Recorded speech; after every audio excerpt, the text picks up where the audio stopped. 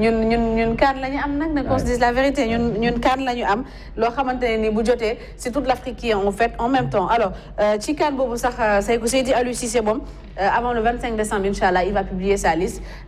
état aux joueurs yi nag à moins de 25 jours de la CAN ñu war ci wax. Ouais, moi je n'aimerais pas être à sa place. Hein. C'est compliqué parce qu'il y a beaucoup de joueurs, il y en a qui ont pris part à la campagne depuis la Coupe d'Afrique des Nations, ni qualifié équipe B. Il y a Bir Mohamed Warnako parce que c'est des gens qui ont qualifié quand même l'équipe. S'ils sont aujourd'hui en compétition et performants, pour il y en a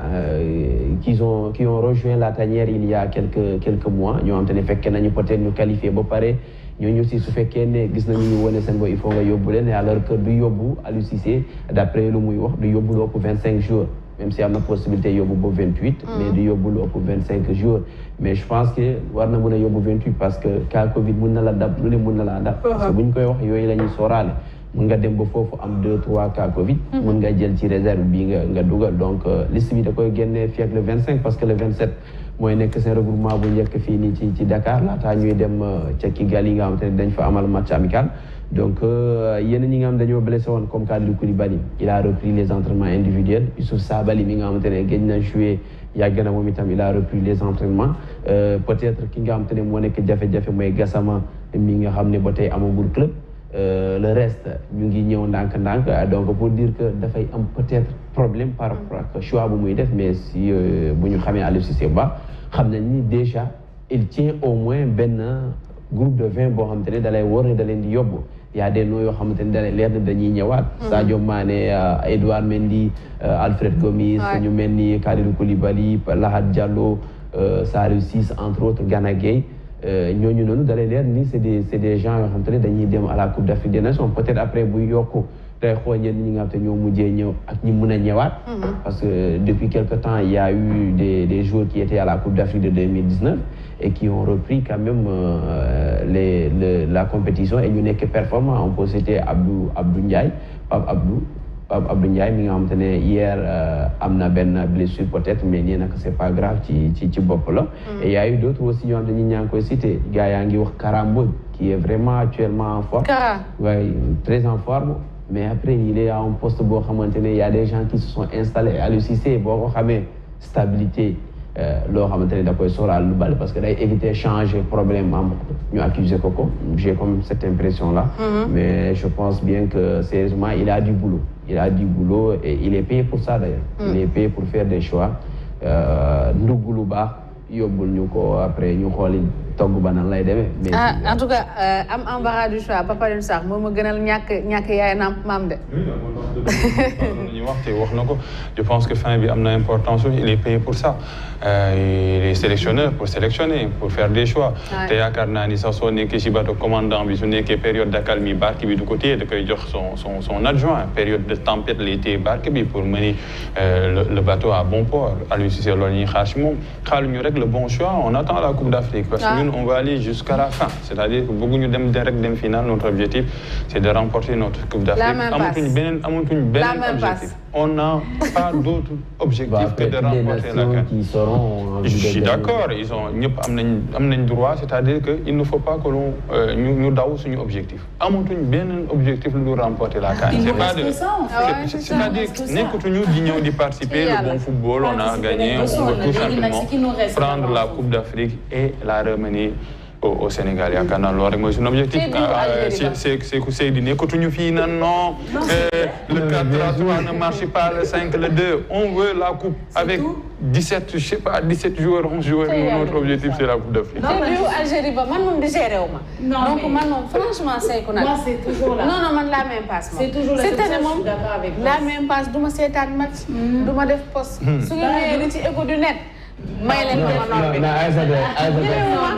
ñëwul sama déception 2019 bi digéré ko ma munoo bañ a seetaan après nit ñi dañuy faral di wax sol suñu maillot nag ay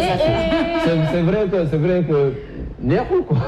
Sénégal ba tey gagné Coupe d'Afrique. j'ai vu quelqu'un faire un post la dernière fois sur Facebook mu ne en 2022 lépp dina changer sauf le Sénégal est éliminé. Les dina bett ci ñun sauf le Sénégal est éliminé. On a tellement entendu cette phrase. On attend l'émission de la tanière de Benef gis nañ ci ay bribes avec Henri Camara bu wax nañu suy waxtaan ak yeneen joueurs yi dañ naan ko jëloo dara et c'est normal on est côté trophée on est tellement vierge avec tout ce qu'on a comme bons joueurs et cette sélection là vraiment cette génération là ñëpp leen ñaanal ñu am ndam parce que ils sont bons dans leur club mais bon au Sénégal également il y a la réalité bon c'est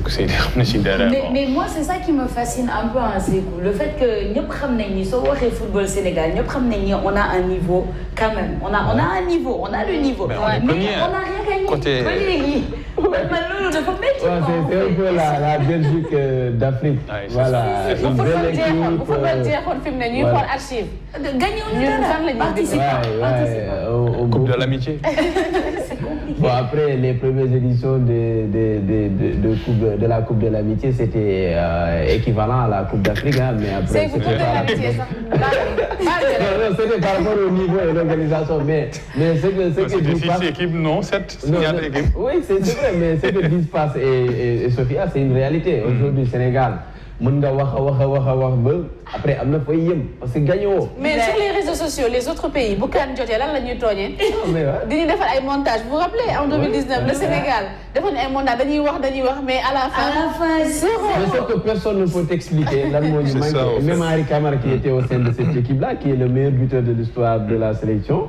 mënu la wax ne lii moo leen teree gagné c'est-à-dire il y a des choses parfois day dépasser cadre terrain bi. mais en tout cas nañu ñaan yàlla jël Coupe d'Afrique parce que sérieusement. Loolu moo ñu may argument le Sénégal a tout de bons joueurs qui évoluent dans de grands clubs et qui jouent qui sont performants on a de très bons dirigeants aujourd'hui Augustin Senghor c'est le deuxième patron du football africain on a des entraîneurs comme Malang mais on n'a pas d'infrastructure voilà on a tout on a Diagne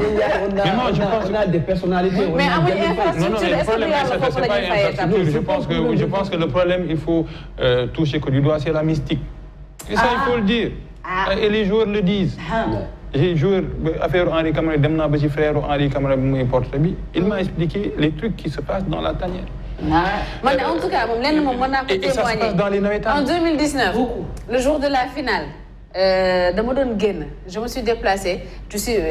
dama jógee Yoff jaar Védène bi je suis passée devant la fédération sénégalaise de football et Dieu sait que dama gis devant la fédération ñu toj fa ay nen son di fa sérieusement en toute sincérité je ne dis pas que c'est en rapport ak tout ça mais loolu moom man sama bët bi moo ma ko may man maa ko gis le jour de la finale le matin très tôt may liggéey si gis ñu kii ko ñu toj fa ay affaire ci buntu bon malheureusement c'est une réalité dans notre société dans le mystique surtout ci football bi daal di ñu ne ci football bi c'est des gens de la société. ñoo xam te ne côtoyé nañu xam nga ñu gëm loola ni voilà il faut voilà boo amee bàjjen comme ni ñu koy waxee voilà mais man je pense que sérieusement bu ñu bëggee gagner c'est pas ñu booloo mais éviter à ce que su fekkee parce que moi je dis que boo demee rek bokk ci ñi gagner tu auras la médaille en fait pour nga jouer ñàkk jouer tu auras la médaille Sénégal tey bu gagner ñëpp ay kontaan donc aspect mystique boo xam ne bay gagner rek ay bruit di lomb ci ay fil di jóge fu kenn mais est-ce que toi tu as compris le but de l'Algérie jamais de la vie xam nga 2002 sax tir au but la woon ngeen dugal di tirer di rater El Hadji sànni suñu kii Aliou Cissé sànni suñu bal garaawul mais bii kenn xamul fu bal bi jógee personne n'a compris on sait pas d'où est venue la balle la preuve bi ñu marqué fii ñun JVC ñun ñëpp dañoo ŋaañ man moom fa la sama yaram bi simee ko ba tey c'est un ballon boo xamante ne dem na ba mel ni sérieusement personne n'a compris mais après ils ont évoqué benn mooy caméra boobu nañu arrêté en tout cas nañu arrêté ni ñeenante lu baax au fait ni ñeenante lu baax entre joueurs ñëpp bokk dem parce que su ma demul Sékou du dem bon wax na lu wax dëgg la le sport n'est pas une entité entière quoi réservée par rapport à la société dans beaucoup de secteurs xam nañ ni y a la dimension boobu nga xam ne mooy la dimension mystique yàq na lu bëri et à l'approche de la Coupe d'Afrique il y a tellement de blessés tu ne comprends pas en 2019 le gardien Edouard Mendy dernier entraînement blessé si non c'était échauffement mu blessé benn balle moo jóge fee dal ci loxo bi mu damm baaram bi damm c'est fini bon ça c'est mun nañ bañ a tudd côté kii. Mais c'est bizarre au fait, trop de bizarreries. En tout cas, on n'a qu'à ranger les petites batailles de côté et savoir que voilà, le Sénégal qui gagne, c'est le Sénégal qui gagne en fait. C'est pas El Hadji Diouf qui gagne, c'est pas Aliou Cissé, c'est pas Sadio Mané, mais c'est le nom du Sénégal qu'on va inscrire sur le livre d'or. C'est souvent des choses qu'on voit comme Mbaye Niang mi fekk benn ndombo wala quelque chose ci néegam, vous voyez, c'est des choses après dafay génn. Mbaye Niang a été fantomatique en 2019. Après yooyu noonu, mais ça sérieusement, moi je pense que am na lu Massata Diack wax ci rencontre keroog ANPS bi qu'il faut comité de sages, mais surtout une sécurisation du groupe de l'environnement de la sélection. Pas qu'on ait que Dougou Guel, mais Sénégal, qu'on ait que Dougou. Tu verras au ministre Bouillot Balé 20 personnes. Qu'on ait que ça raquille, ça dormit, ça gabarit, il y a plus de Dougou qui groupe joueurs du photo en bonne affinité. C'est pas bon. Quand on est en Coupe d'Afrique, on est en mission. Nous, Diarasso à Kounek. Voilà, il faut qu'il y ait une sécurisation sérieusement du secteur de l'équipe nationale du Sénégal. Que même les fédéraux, vous n'y faites dem, nous avons entre les moyens de faire. Mais Sénégal, il faut que jaxasoo ñoom ku ne dugg ku ne génn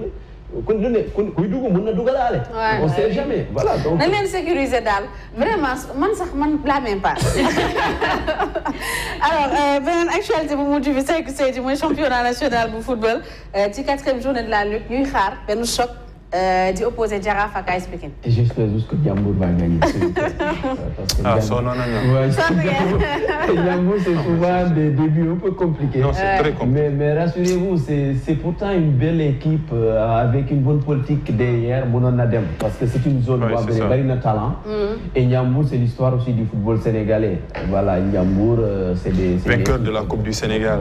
C'est ça. Par série de pénalty. La rubrique Fatelikou. Ah ouais. Il est nostalgique. Mais un trophée. Mais après, voilà, il y aura de belles rencontres comme une corée à Pikine, Jaraaf à Pikine, puisque Jaraaf va recevoir Iba Mar Diop, même si la pelouse elle est catastrophique. Je vois les fédéraux à la Jaraaf di am mbégte di fa recevoir et c'est malgré eux, parce que du loo xamante ni moo leen gënal aujourd'hui c'est Demba Diop moo nekk seen fief.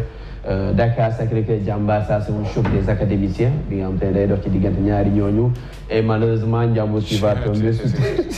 Teungueth FC et c'est surtout à Ngalandou Diouf et ça j'aimerais bien en parler. Ngalandou Diouf mi nga xam ne gis nañu ni ko benn match navétane def aujourd'hui ñi paie frais yi c'est entre la fédération Augustin Senghor mi joxe ay chaises mooy affaire yi ñu monté Saër Seck mi joxe gazon ak Babacar Ndiaye mu joxe une grosse somme d'argent des millions pour ñu defaraat pelouse boobu noonu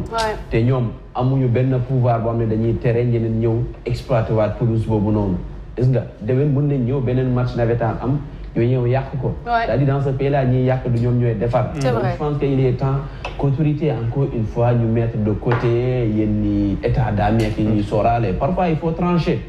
mbir moo xam ne da lay yàqal nga trancher donc ça aussi il faut ñu bàyyi